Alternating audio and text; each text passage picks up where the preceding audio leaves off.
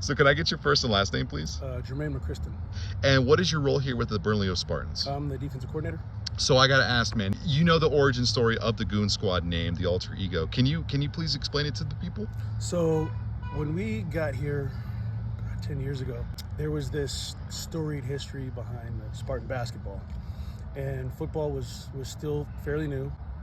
The team had been around for a little while and not a ton of success, but we had some kids that were just gritty, hardworking, didn't take no for an answer, you know what I mean, would be here in the mornings before practice started working out and then working out during practice, and they were just a different group of kids. So we came up with the Goon moniker, and they really owned it. And at first it was just a defensive thing, you know, and as the defense grew and the team grew and the team changed, then it just was adopted by the entire squad. So these guys have really grown into the name, and they live up to that because of the guys that have come before them, of course. No, for sure. And then obviously you've seen a lot of Spartans come through these doors, and I mean the senior class leaves and then the other ones step up.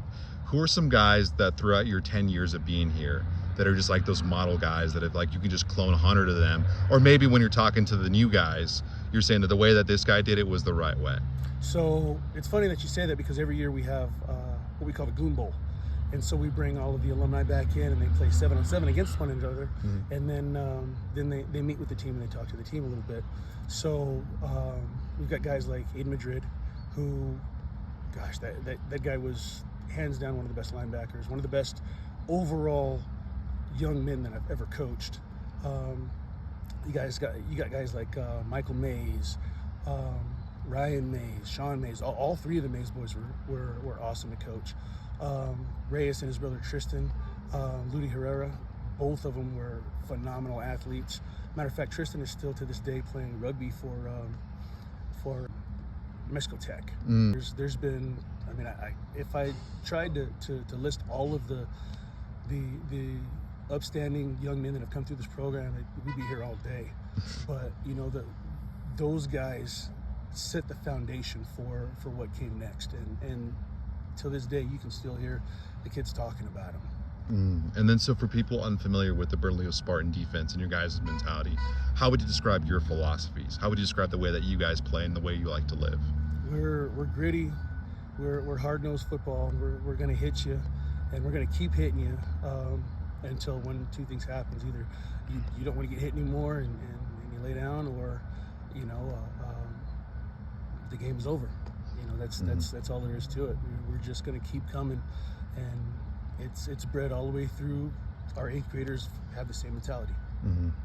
And then, so who are some Spartans that we should be keeping an eye out for this year? I mean, last year you guys had some monster linebackers, and Mario Molinar and then Gabe Trujillo. Who are some guys that we should be keeping an eye out for this year? Oh my gosh, Mario's back again, and he's the captain of the defense, of course. You got Dusty DeBeer, who's in there with him. TJ Pino, he's an absolute axe murderer. Ulysses Castro. I mean, honestly, we've got people at every level. Mm-hmm. Kenneth, Joe, Ivan. On the back end, we also have Anthony Willie on the back end. Some new young guys, and DJ Beta, who helps out at corner. RJ Fleets, who will be helping out at corner also.